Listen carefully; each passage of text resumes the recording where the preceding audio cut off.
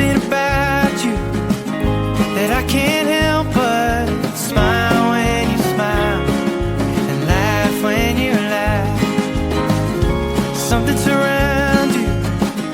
It's like Welcome to you're the Human shining. Intimacy Podcast. I'm Dr. Kevin Skinner with my friend and cohort from clear back 20 years ago, Amy Andrus. So good to have you with me today. Always a pleasure. To our listeners, I want to address something that I think may be the biggest barrier to human intimacy. It's actually shame. Amy, Is this the point I can say amen, amen, amen? you know, for years we've been working together in different capacities. And one of the things that I've consistently found that we don't talk enough about is shame Mm. and how it influences every aspect of our lives. Yes, for the past 10 years, that has been, I will tell individuals, if there is one key, if you're only going to focus on one area of therapy, it's identifying your negative belief and your shame, because that will change your life, and the way you show up in all of your relationships with your children, with your spouse, with your sisters, with your family, with your friends. Understanding those shame cores and those shame triggers, because we all have them. It's not everyone has them. You know, and really, I want to go through this in a developmental way for a second. You know, a lot of people say we all have shame, but why? Where does it come from? Where does it originate? And why shame? Right. And I want to introduce what I believe is probably the overlooked element. So the opposite of shame, I believe, is intimacy. Mm. So let's just start with that. So shame, as we would look at it, is always relational. Right.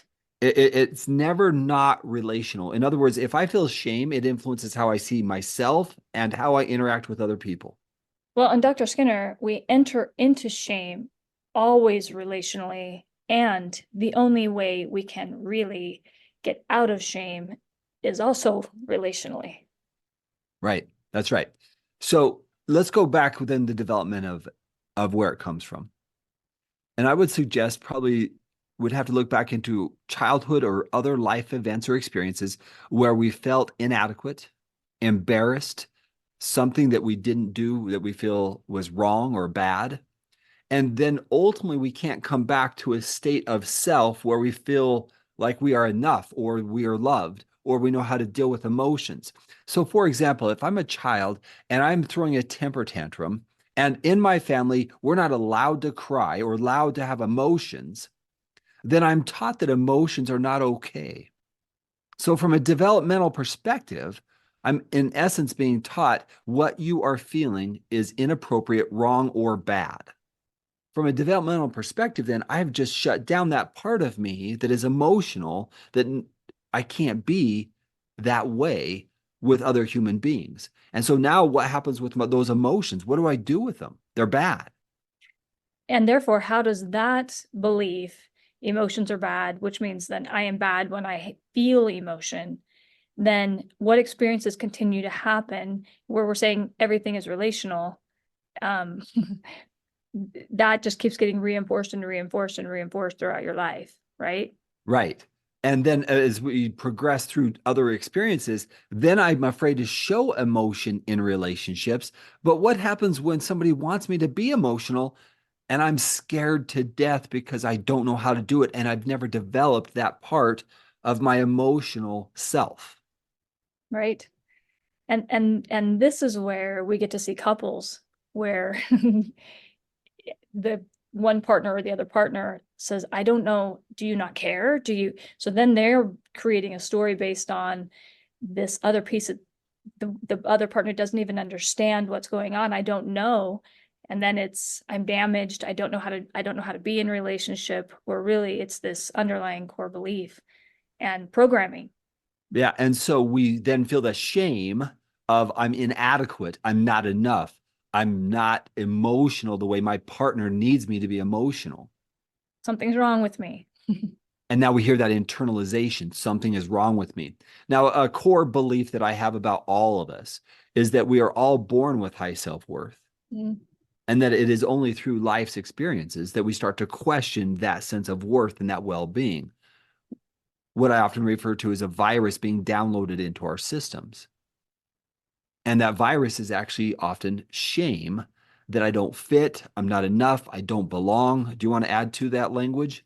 Well, absolutely. And this is where I want to invite everyone to go through certain life events of when did that programming, what events did I start to have those beliefs, whether it's, getting left out by friends growing up, because I'll tell you, being a woman, a girl, that happens a lot. And with boys, there's a lot of bullying. And what did that tell you? What did you learn about yourself from that? Because it doesn't make sense.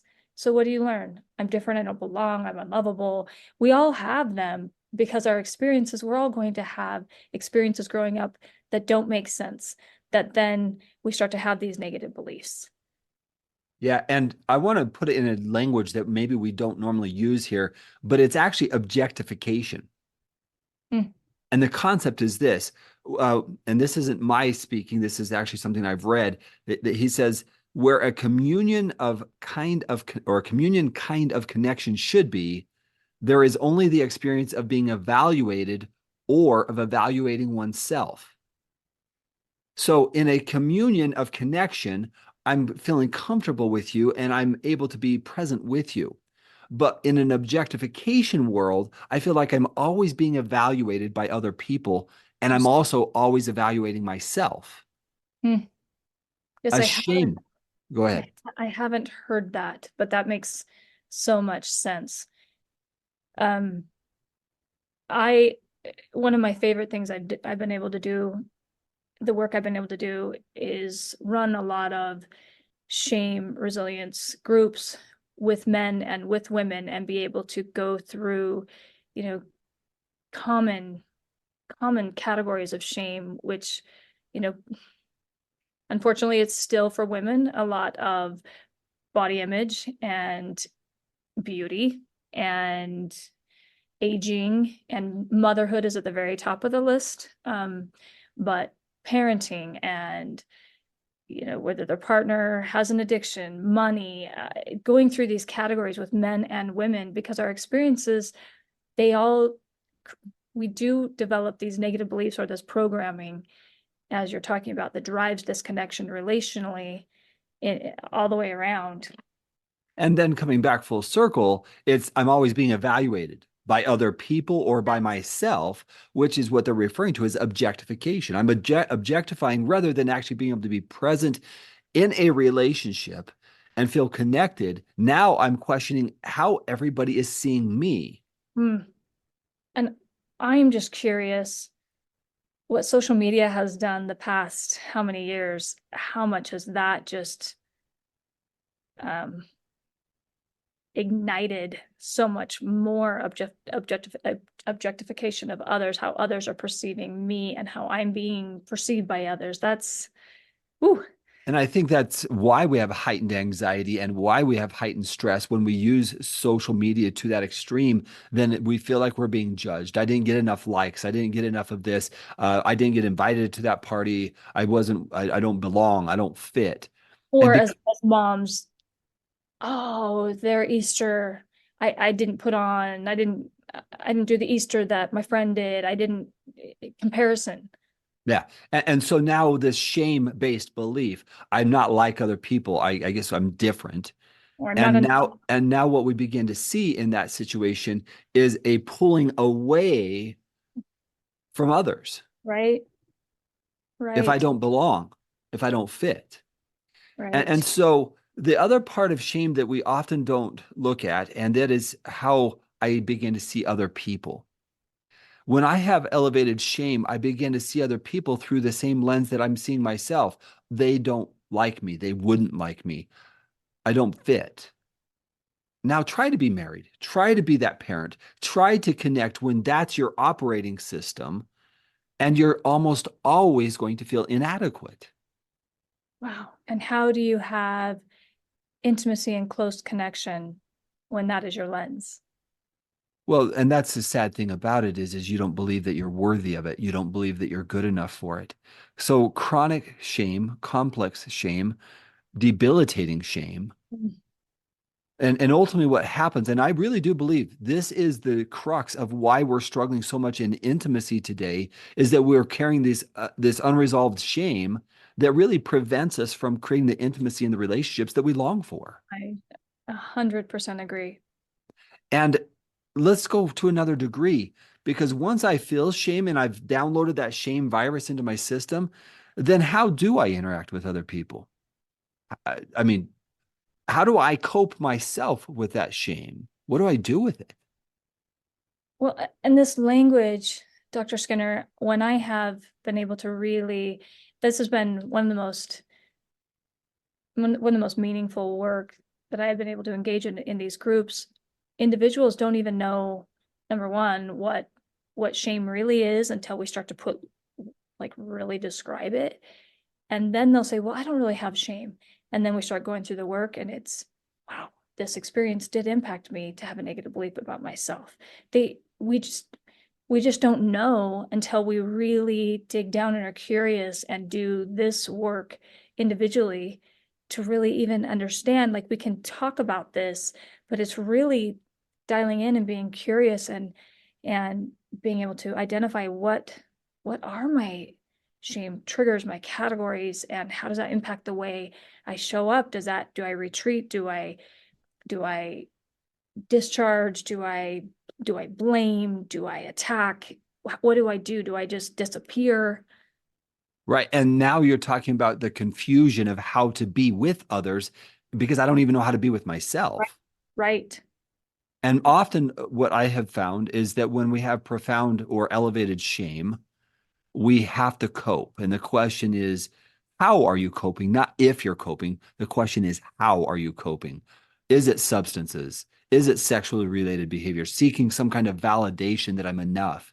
Is it shopping? Is it social media? Is it Is it eating? work? Yeah, is it work? It's what do I do to try to just lock up this painful part that I don't have to deal with because it's too overwhelming and I don't understand it.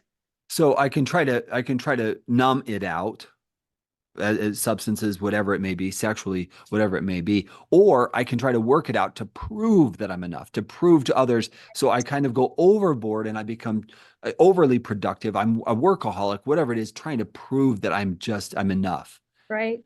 And then in relationships, we can even take it a step further. I could be oversensitive. I'm aware of everybody's needs. I'm aware of everybody's needs, and I'm totally ignoring my own self because I'm trying to get the validation from others. Right. Right.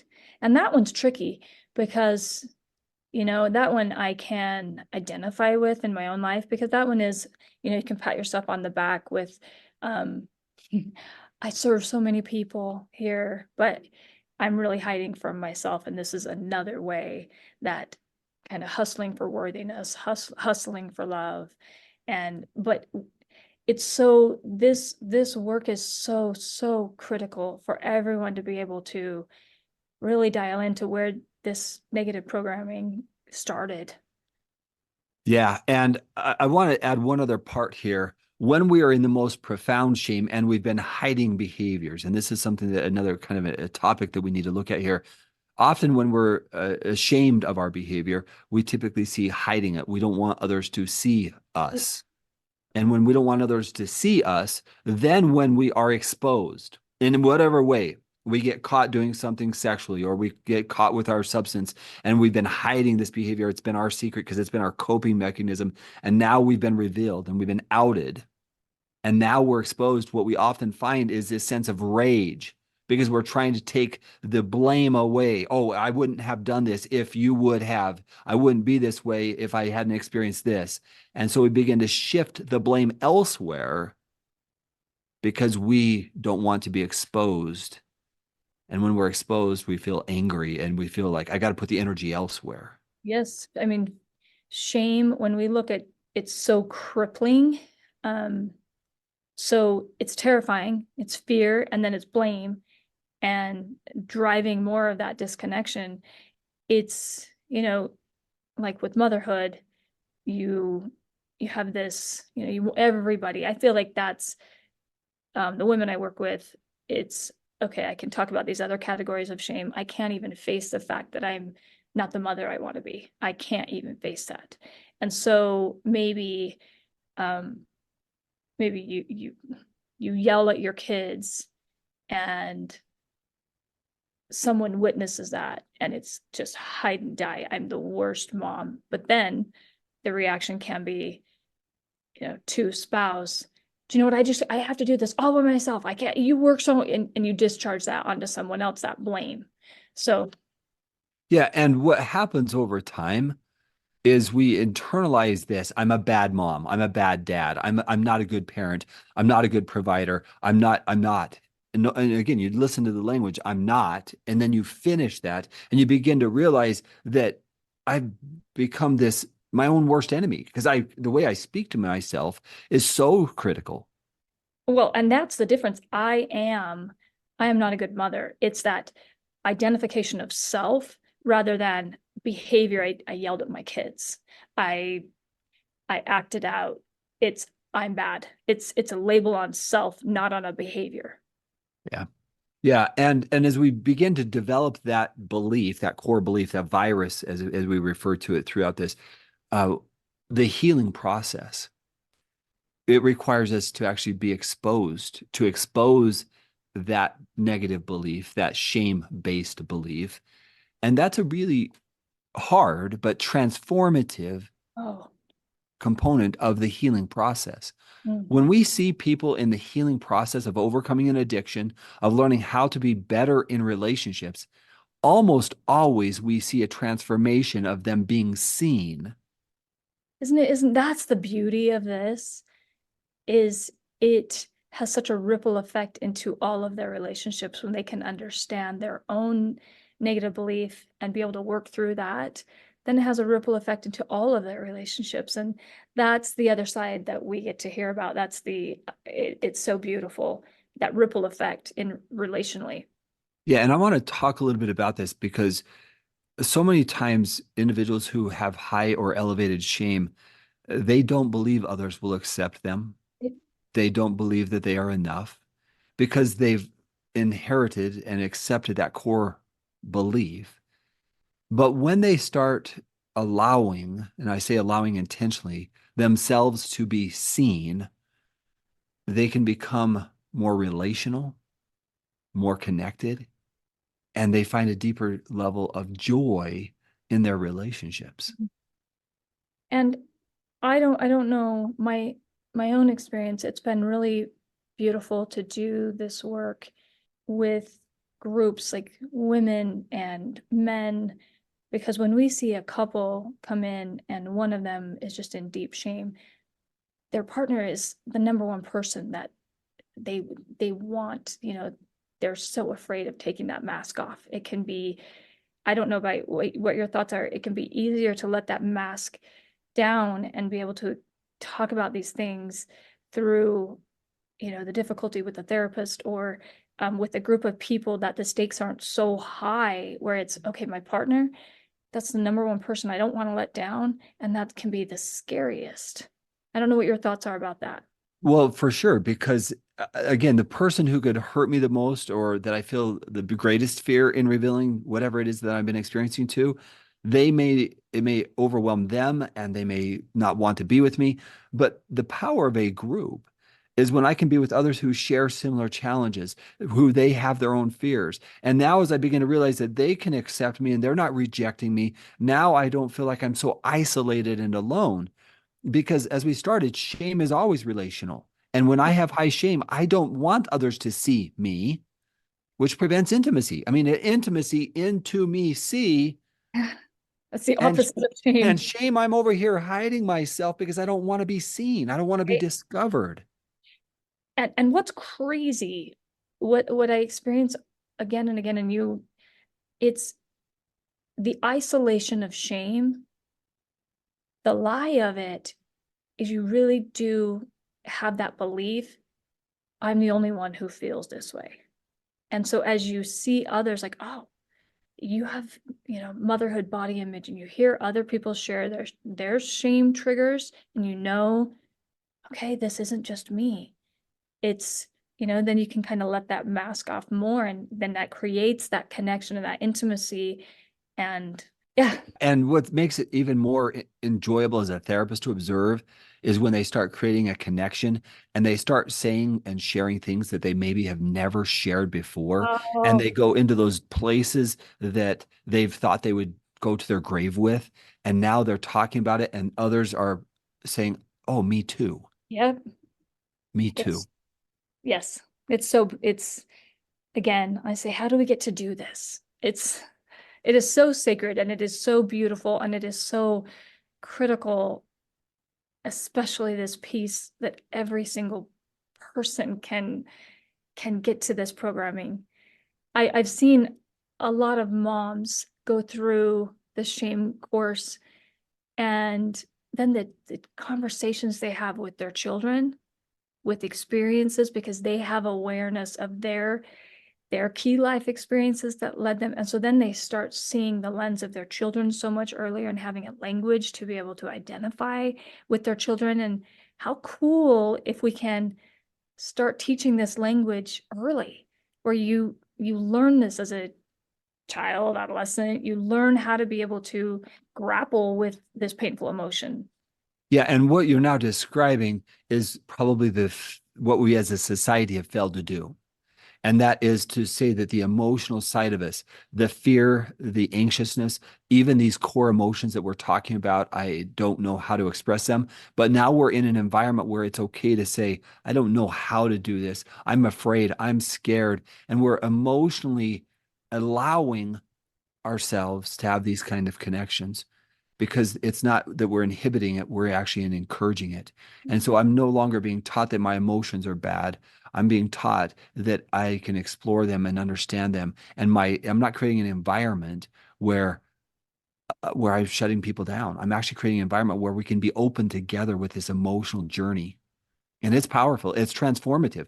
And if we're going to strengthen society, this is what we need to do. We need to actually address the shame that is the barrier to deep human connection, because I'm only going to allow others into myself, into see me, if I'm comfortable with myself. Right. If I cannot, these parts of me that I bury, and like you said, just hide or die, I'm never looking at these. If I cannot see myself and look at these, I'm certainly not going to be able to have deep, meaningful connections and vulnerability. If I'm unable to see myself, I'm not going to allow another to see me. Yeah. And I think one of the challenges of our society is that we've got to the point where we put out what we want others to see us as. Right. And instead of really saying, I am having a hard day.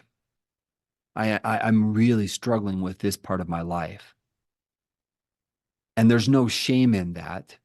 It's showing the messy and the beautiful, because we all have messy and we all have beautiful.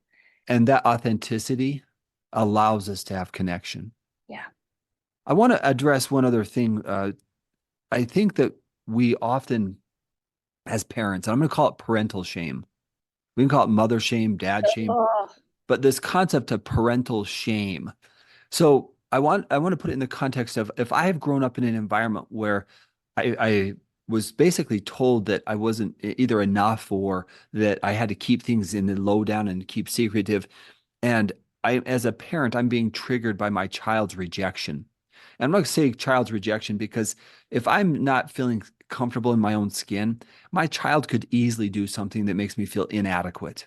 It's that temper tantrum in the grocery store. It's again 1,000 different things. My child they didn't do well on a test, and all of a sudden I'm internalizing this idea that I must not be a good parent. right.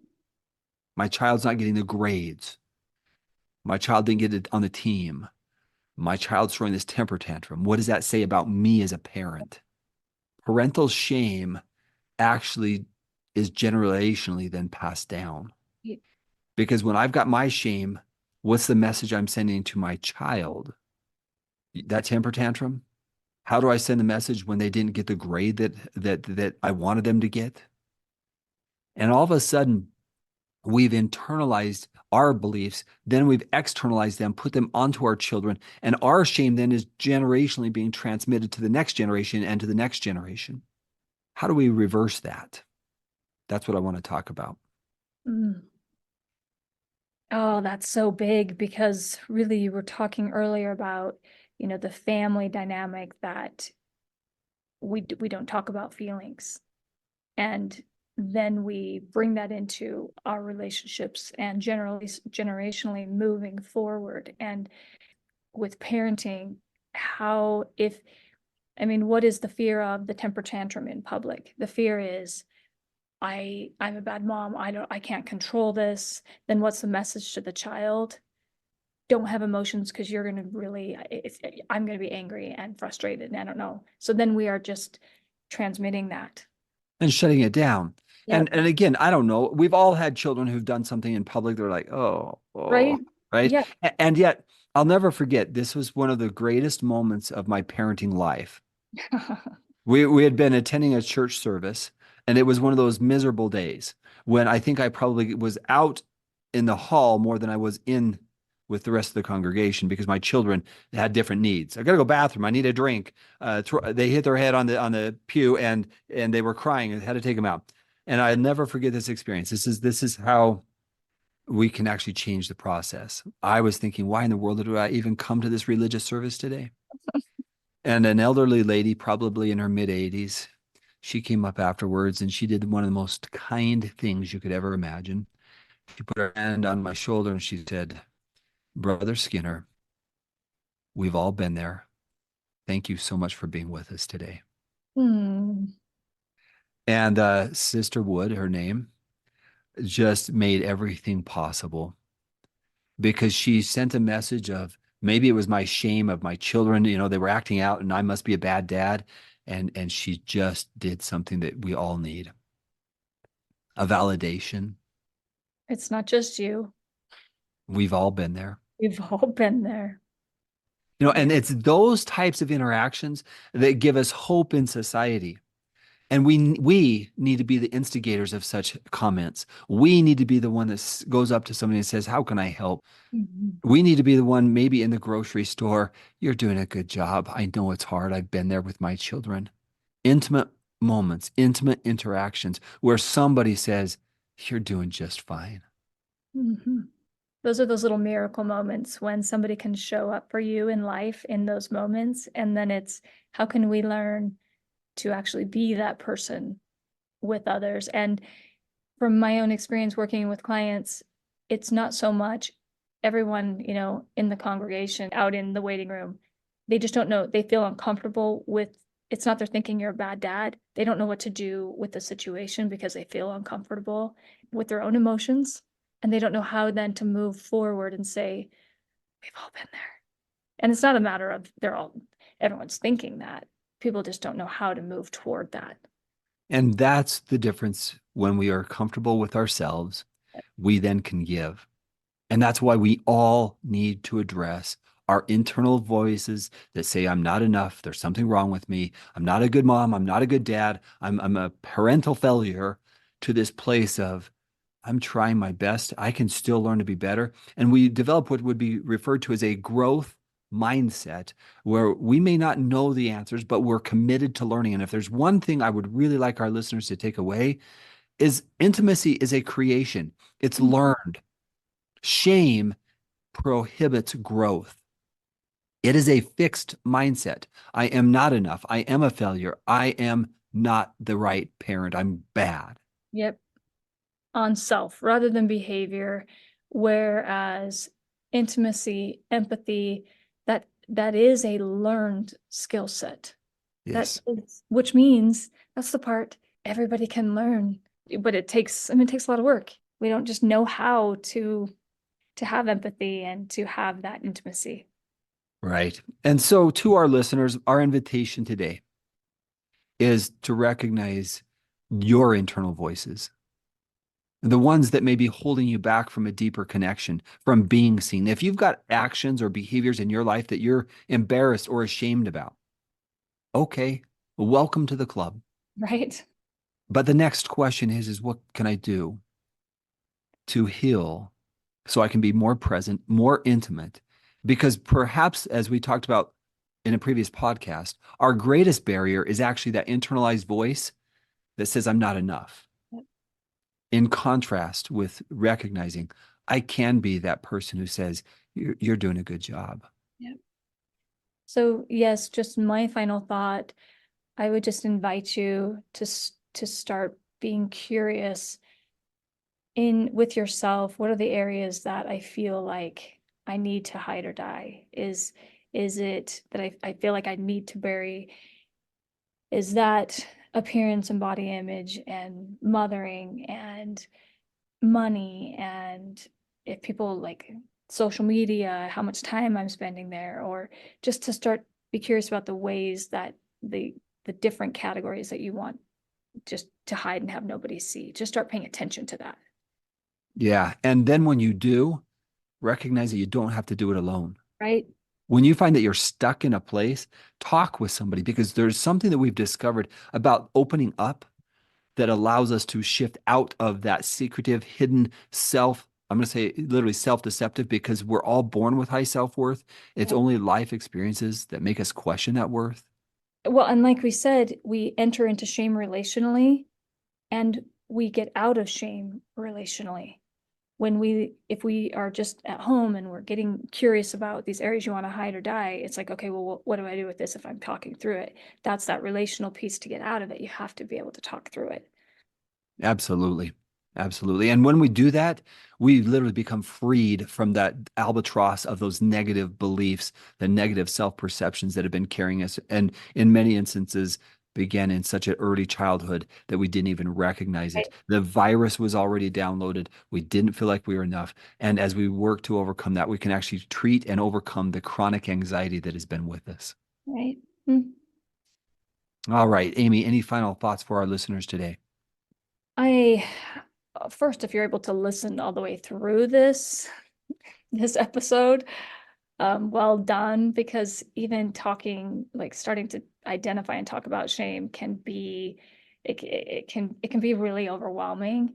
And so I don't know, it can be heavy. I'm glad that you're listening, and I would love to be able to help in any way, peel back those, those negative programmings that Dr. Skinner, you say, that virus that just isn't real and doesn't need to be there. Yeah, and we often say when we do therapy or we do our intensives, we want to be the antivirus software. Now, as a reminder, if you have questions and that you would like Amy and I to address in this podcast, you can ask your questions at questions@humanintimacy.com. We would love to answer your questions. So feel free to enter in any questions that you may have. And Amy, final thought. Just happy to be here. Can that be a final? Yes, it's so good to have you with me. All right, to our listeners, I want to say thank you for your time. Remember, human intimacy is a creation. Love is a creation. Every day we have the opportunity to be intimate human beings. Our invitation to you is to be that, because our society, we need it. We need more human intimacy. Thank you for being with us today. We look forward to seeing you again in the next podcast. Something to